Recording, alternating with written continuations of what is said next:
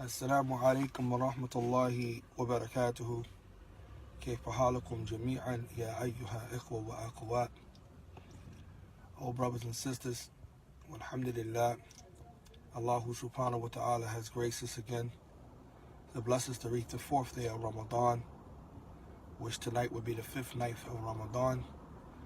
And by the permission of Allah Jalla wa Ala, He allow us to continue our series, the Day of the Qur'an, going over the first 20 verses in the second chapter of the Qur'an, which is known as Surah Baqarah, the cow. Alhamdulillah, we advise everyone, as well as ourselves, do not forget, brothers and sisters, do not forget that this is the month of the Qur'an.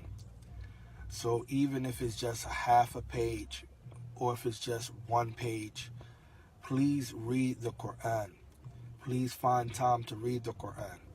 Even if you do not have the ability to read the Arabic portion of the Qur'an, then we advise you all to read the English. Try to get the best translation closest to the meaning as possible, and that would be like the Noble Qur'an, and read much of it. Make that your daily read. Try to read a page a day, even if you have to go to work, so forth, get up in the morning after Fajr. Throughout the day, set aside a time to read the Qur'an. This is that book.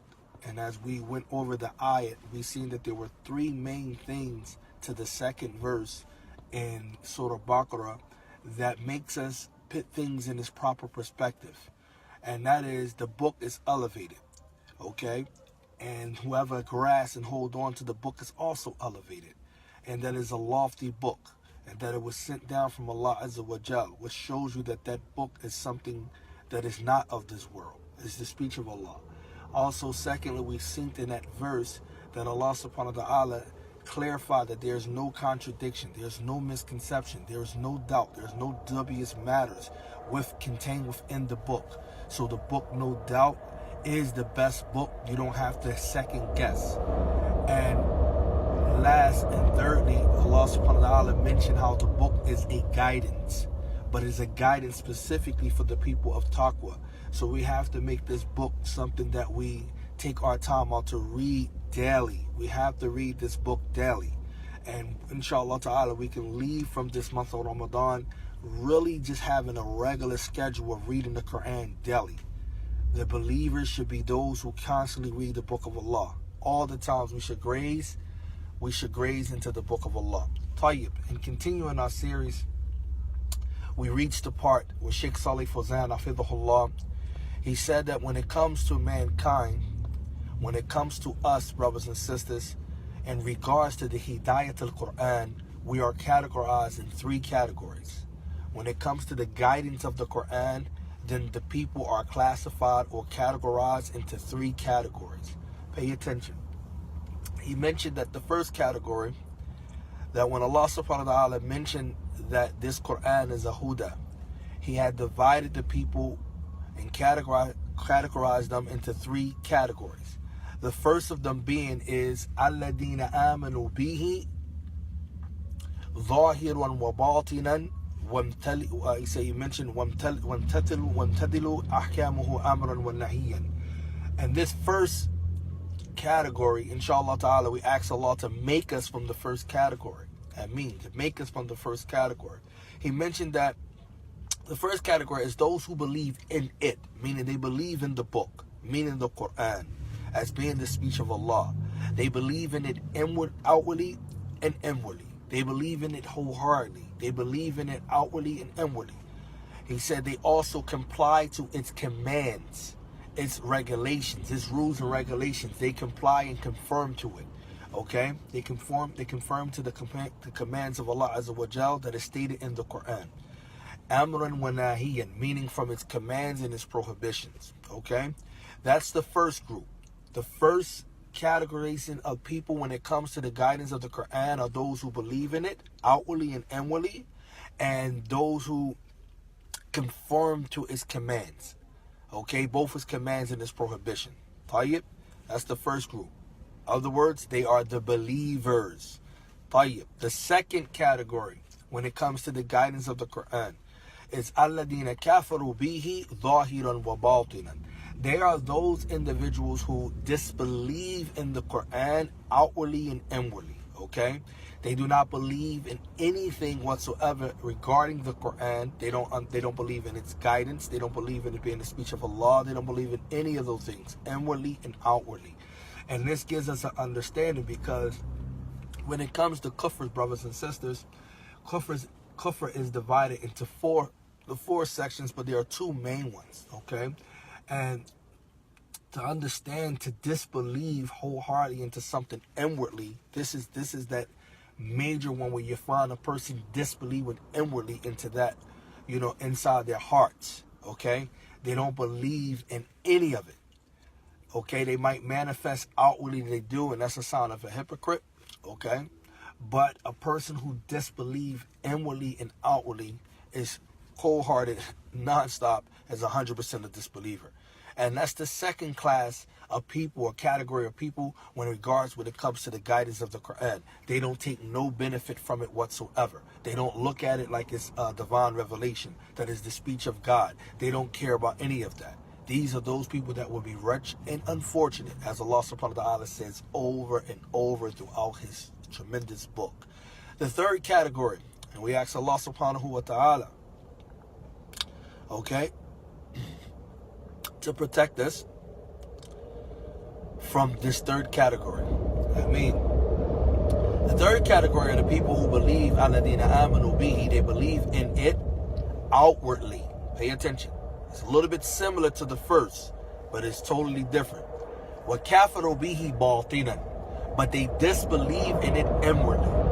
So outwardly they display themselves to be believers, but inwardly they do not believe. These are the munafiqun. And may Allah protect us from hypocrisy. Okay, especially the major type of hypocrisy that He's alluding to here, because hypocrisy is divided into two kinds. Okay, and you understand the nifaq al-i'tiqad. That's what this is. That's the hypocrisy of belief. That's when you inwardly disbelieve, or inwardly disbelief. Inwardly doesn't believe in that which is being said, but outwardly you manifest that. This is the type of hypocrisy that takes you out of the fold of Islam.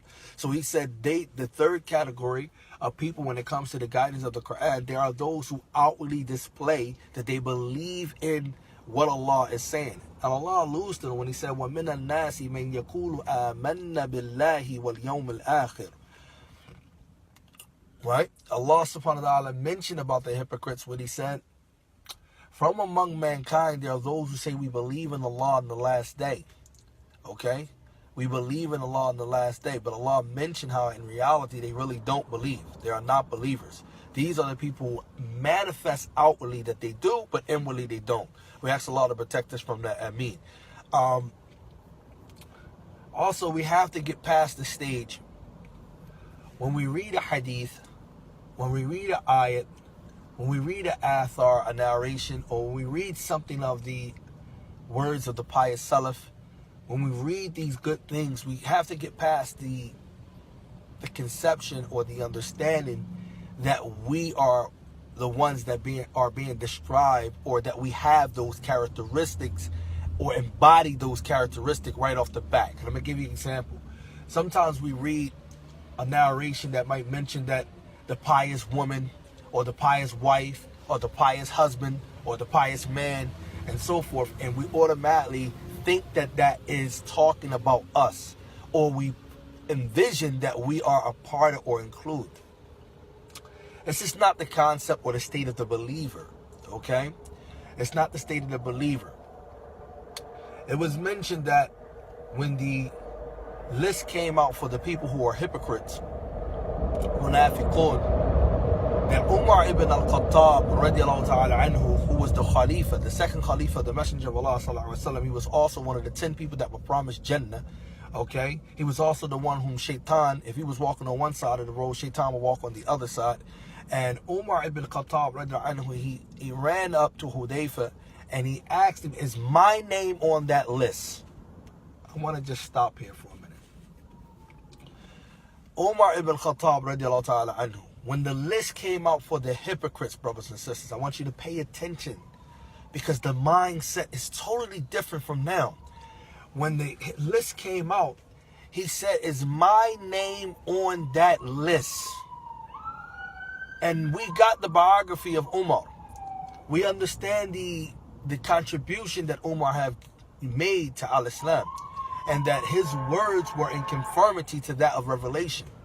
We understand this. But he still had the thought that, can my name possibly be on the list of being a hypocrite?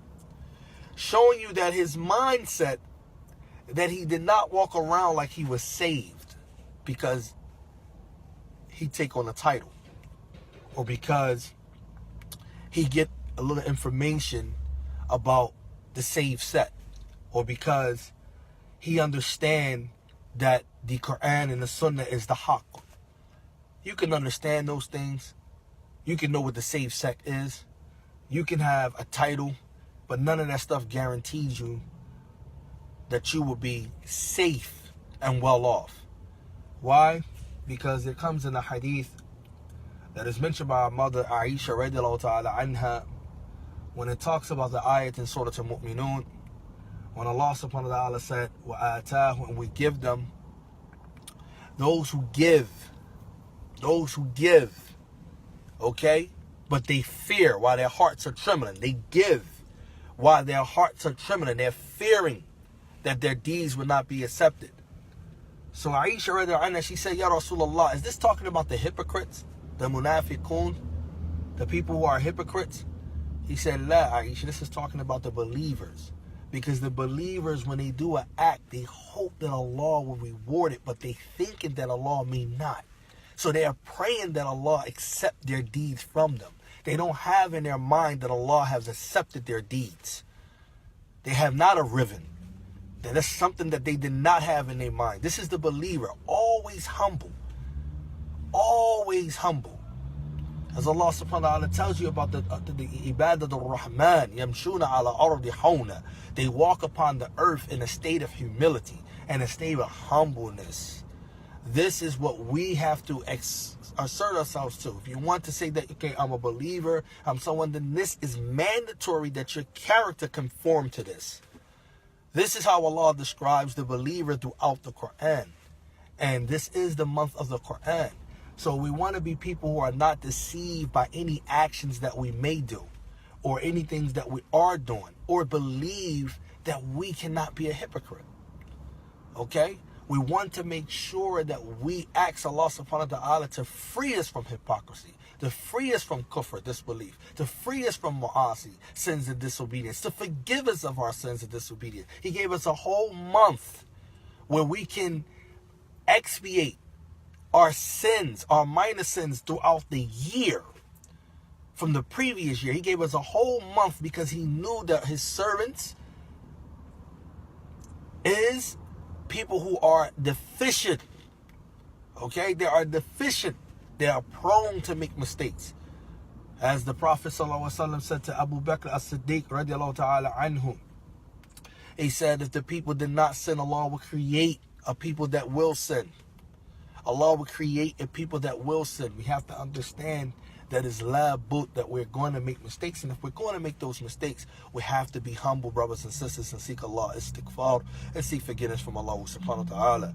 So these three categories, when it comes to the Quran, you're going to see in the first 20 verses of this surah.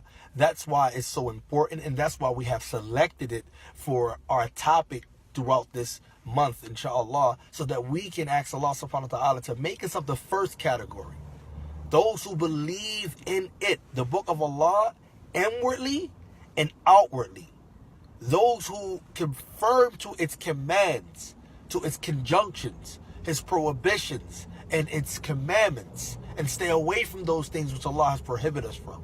When it comes to the Quran, brothers and sisters, Shaykh Saalih Fawzaan, rahmatullahi ta'ala alayhi wa asi'ah, he mentions that the Quran is breaking down into three sections, rather, okay? And he said that one section deals with at-tawheed, okay? One section deals with the tawheed of Allah Azza wa Jal throughout the Quran. The second section deals with the stories of the Anbiya, of the prophets, or the people of the past, so that we can draw lessons from them in our daily lives and take situations. The third category deals with those things that deals with the commands, the prohibitions, the heaven, the hellfire, and these things like that. The reference, you can find this in his book called Aqidah al-Wasatiyah, which is a famous Aqidah book. And it's something important that he mentioned. It is obligatory to believe in the entire Quran, but it is wajib to act according to the commandments and the conjunctions of the Quran. And this is what is important for us to understand. You're not going to be able to act off the entire Quran in those three sections, but you are obligated to believe in all of it, but you act off the commands. So when you look at this first category of people, you see how he said they conform to the what? Ahkamuhu, to his rules and regulations. And the surah that has the most rules and regulations, as we said before, is, as it was mentioned by Ibn Qurtubi, is Surah Baqarah. It's the surah that we're on now. Ahkam, rules and regulations. They are mainly found in the surahs, or the suwar, which is plural for the word surah, and the Madani surahs. And we talked about what a Madani surah is, them surahs of Medina. Tayyib. And they necessarily don't have to be revealed in Medina, but it's just basically about the time period after the Hijrah. And we talked about that. Tayyib. So the Shaykh, he said the first group, they are the people who are muttaqun. The first category are the people who are muttaqun. They are the people who have achieved the state of taqwa. And we already gave the definition, alhamdulillah, in day 3 of the Quran, of what is taqwa is to place a barrier between yourself and the punishment of Allah and the anger of Allah subhanahu wa ta'ala, by making that, having that as a protection for yourself and saving yourself from that. He said Allah subhanahu wa ta'ala mentioned them in the first 3 verses of Surah Baqarah. Allah talks about the first category of people. Allah subhanahu wa ta'ala describes when he said, Alladina yu'minuna bil ghaib, those who believe in the unseen. وَيُقِيمُونَ الصَّلَاةِ, and they offer the prayer. They establish the prayer consistently. وَمِمَّا رَزَقْنَاهُمْ يُنْفِقُونَ, and they spin out of that which we have provided them.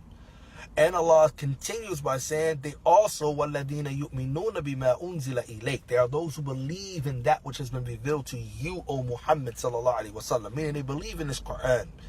وَمَا أُنزِلَ مِنْ قَبْلِكَ, and they believe in those revelations that have been revealed to previous prophets that came before you, O Muhammad sallallahu alaihi wasallam. Tayyib. Then Allah said, وَبِالْآخِرَةِ هُمْ يُوقِنُونَ, and they believe in the hereafter with absolute conviction and certainty. Alright? Then Allah mentioned that after all of these things from these 3 verses, the 3rd verse Allah mentioned the reward. Because look what Allah said, أُولَٰئِكَ عَلَىٰ هُدًى مِّن رَبِّهِمْ. Now Allah confirmed that these people with these attributes and characteristics, this first category, they are on huda. They are on guidance from their Lord. وَأُولَٰئِكَ هُمُ الْمُفْلِحُونَ, and there are those who will be successful. They are the ones who are successful. And here the Quran gives us a beautiful understanding of what is success. Here the Quran gives us a beautiful understanding what is success. How do we measure success in life? How do we measure success in a society there where we live at, where we think success deals with bank account? It deals with monetary gain. It deals with possessions that you earn or that you have acquired, assets that you may have acquired throughout your life. That's not success in Al-Islam, brothers and sisters. Okay?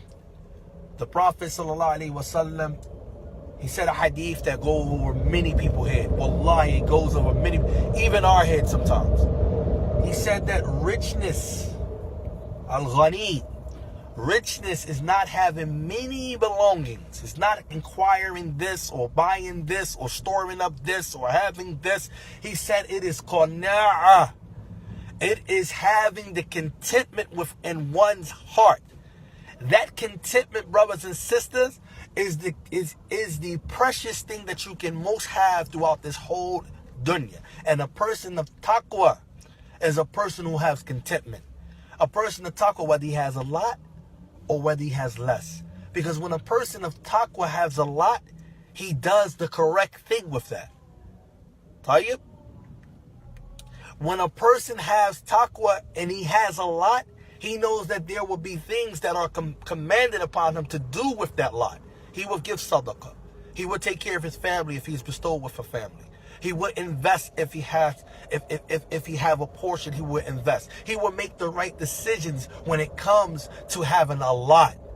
When those who have taqwa have less, he will be content with what he has, even if he had less. He will not go beyond the bounds that Allah subhanahu wa ta'ala, or the perimeters that Allah subhanahu wa ta'ala has set. He will not outstep them because he's poor. He won't use that as an excuse to do haram because he's poor.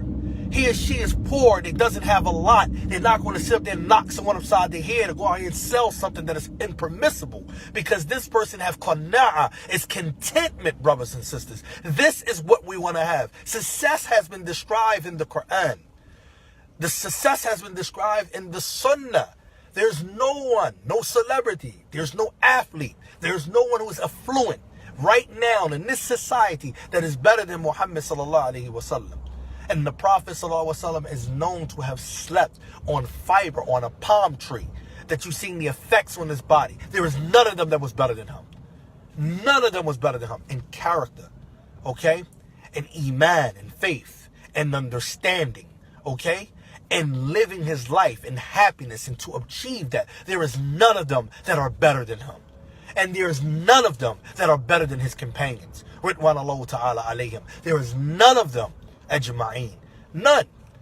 So if the success that we are looking at is not what Allah has described in the Quran, and not what the Prophet ﷺ has brought forth in his Sunnah, and not what the companions have mentioned throughout their characteristics and out of their practice of what they understand from the Quran and the Sunnah, then we are missing the true point of success, as Allah subhanahu wa ta'ala has a whole surah, entire surah called Taghabun, the mutual gain and loss, telling us what success really is. So Allah subhanahu wa ta'ala said, Ulaika wa ulaika humul muflihun. These people of the first category, they are the individuals who possess these characteristics that are successful. What are they successful at? They are successful because they have achieved what it is that they need within this life to continue. That's why they are successful, because Allah subhanahu wa ta'ala has allowed them to become four abds, servants of Allah Azza wa Jal. Okay? Servants of Allah. So Shaykh Saalih Fawzaan, hafidhahullah, we're not going to drag this out too long. He said, هذه ثلاث آيات تتضمن خمس صفات لهؤلاء. He said, within these three verses, Allah subhanahu wa ta'ala has comprised 5 attributes, 5 characteristics, 5 attributes for this first category, okay? For these first category that we mentioned, Allah subhanahu wa ta'ala has described 5 characteristics that they have with them continuously, okay? Out of just these 3 verses that Allah subhanahu wa ta'ala mentions about these group of people. So don't ever walk down, as Umar ibn Khattab radiallahu anhu, he described to us what is humbleness. And he said to a man that he saw walking with his head hanging low in the masjid, he said, this is not humbleness. This is not humility, walking around with your head hanging low. That's not humbleness. Okay? Humbleness is that which is in the heart, brothers and sisters, that can be seen upon the limbs. Humbleness is that which is in the heart that can be seen upon the limbs. Knowing your limitation, fearing your Lord, doing that which is commanded of you, doing that which is correct and expected of you, being good and kind to others, be an example for yourself and others. Humbleness is that which is embodied in Islam and also in the Sunnah of Muhammad sallallahu alaihi wasallam. We got it all wrong if we're sitting here following the unsuccessful people versus the successful people. We got it wrong.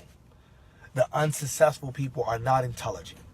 I don't care what they possess. I don't care about their yachts. I don't care about their boats. I don't care about their houses. I don't care about their homes. None of that is successful. A home is relative.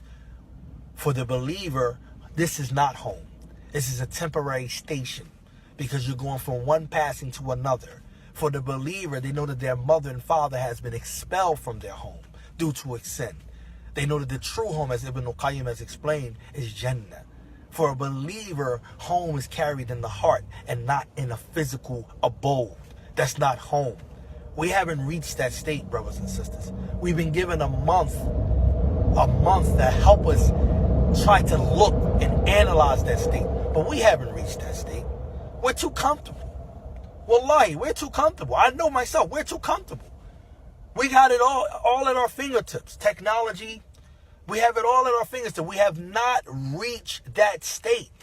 How we haven't reached that state? We don't read the book twice or 3 times a month. We haven't read the book, a whole entire Quran 4 or 5 times a month. We can't even fathom even doing it once a month. We don't hold it like that. We don't even respect the book. Abdullah ibn Umar, he said that one of the characteristics when you go to a land of the kuffar is that you take the mushaf and you cover it. You cover the mushaf so that it won't be touched by anything that is najis.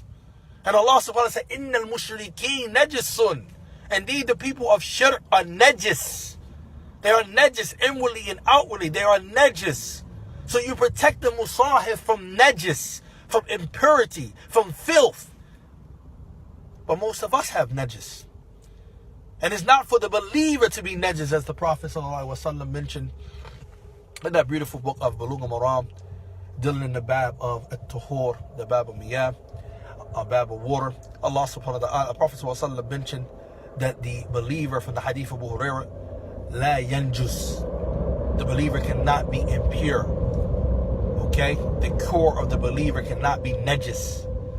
We have to understand that we are not. We have become comfortable. We're comfortable, brothers and sisters. We are. Look at our homes. Look at our homes and then go back and read a biography of the Salaf. And I want you to tell me, because that's your gauge. That's where you gauge yourself, by the people who already preceded us in practicing this deen. That's where we lay our gauge at. Look at our homes and look at their homes.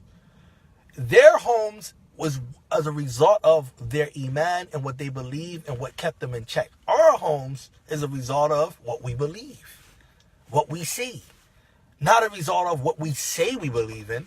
It's not in the Quran and the Sunnah. Our homes have become a home of activity, of entertainment, of relaxation, everything that the kuffar are chasing because they are prohibited in the hereafter of getting these things. That's why they make their homes the most comfortable place on earth. The believers make their homes in their heart. If your heart doesn't have a comfortable home there, meaning it doesn't have iman, it doesn't have taqwa, it doesn't have khushu', it doesn't have humility, it doesn't have any of these things, then you have not made a home. And what's my point of this? It was mentioned by Shaykh al-Islam al-Thani, Ibn al-Qayyim, rahimahullah al-Jawziyah. He said that a person can gauge whether or not he's going to be in the paradise or how his state going to be in the grave by what's in his home and his heart. By it's the state of his heart. So if his heart is correct, and the Prophet ﷺ said what? He said that there's a piece of flesh that's in the body. إِذَا صَلَحَ صَلَحَ جَسَدُ. If it is correct, then the whole body is correct. وَإِذَا فَسَدَ كُلُّهُ. And if it's corrupt, then the whole entire body is corrupt. أَلَا هِيَ الْقَلْبِ. And he said, indeed, it is the heart. This is the heart. The heart. How do you make the heart a home? Like we just said, by taking the Quran as a guidance, by acting off the Quran and the Sunnah, using the Sunnah as an explainer, as it is sent down to explain the Quran, by reading biographies of the Salaf, starting from the Sahabas, from the Prophet ﷺ on down, by emulating and imitating their characteristics. This is how you make your heart a home, by strengthening your iman, by strengthening your taqwa, by having qana'ah, contentment. No one can compete with you with that once your heart is like that. And that's what we wanted to bring, inshallah. And next time we start, inshallah ta'ala, on day 5, if Allah allow us to reach the 5th day of Ramadan, we will go over in detail these 3 verses in their tafsir from Shaykh Saalih Fawzaan, hafidhahullah. But we wanted just to remind ourselves, we have to try to not forget the true purpose of why we're here. We're not here like cattle. We're not here just to graze, eat, drink, sleep, sexual relations. We're not here for that. Wallahi, we're not here. This is an imtihan. This is an examination. Everybody is not going to make it. Some people are destined to be left behind. We have to realize that we can be one of the people that are destined to leave behind. And when you really start looking at the biographies of the Salaf, you will see this how their mindset was. None of them was content to the point where they knew for sure and absolute certainty that they was going to paradise. None of them even thought that they was going to even achieve the pleasure of Allah Azza wa Jal. None of them had that mindset. Abu Hurairah, when he was facing his deathbed, he said what? He started crying and asked him, he said, why? They said, didn't you not travel with the Prophet ﷺ? Did you not memorize the ahadith? Did you not fight battles with the Prophet ﷺ? Did you not do etc., etc., etc.? It was reminding him of the good deeds that he have done in accompanying the Prophet ﷺ. He said, no. He said, I'm crying because I'm going down a slippery slope that I don't know if I'm going to be in the Jannah or I'm going to be in the Nar. Fariqatu fil Jannah wa fariqatu fil Nar, as Allah Jalla Wa'ala says in the Quran. There will be a group of them will be in the paradise and a group of them will be in the fire. This is how Abu Hurairah looked at his journey to Allah Azza wa Jal when he was on his deathbed. We are alive and our death has not approached us, which can approach us at any moment. But we know, wallahi, just look at the world. We know for sure from our actions that we already will be in God's good graces. We going to paradise. Let's look how people talk. They actually did a toll in America. They did a toll on how many people believe that when a person dies, they're automatically in heaven. You ever hear people talk like that? Yeah, so-and-so is in heaven. So-and-so is in heaven. So-and-so already has a ribbon. He's in God's graces. No matter what deeds he put forth, no matter what he done or what he or she have did, it doesn't matter to them. They automatically got a mindset in their mind that they're automatically in God's graces. And the believers are somehow being tricked. The Muslims are believing this. We don't believe like that. We don't know if Allah subhanahu wa ta'ala is going to forgive us, is going to admit us in Jannah by mercy. The Prophet ﷺ said that. None of us will enter Jannah by our actions. They said, not even you, Ya Rasulullah. He said, Bala, not even me. He said, not even me. It's the rahmah of Allah Azza wa Jal that will allow a person to enter Jannah. It's a rahmah. So we have to think that this month is the month that's going to prepare us to get our deeds and our time and ourselves together so that we can enter this paradise. We really want to enter paradise, brothers and sisters. Take your time, reflect on those verses that talk about paradise. There's nothing like it.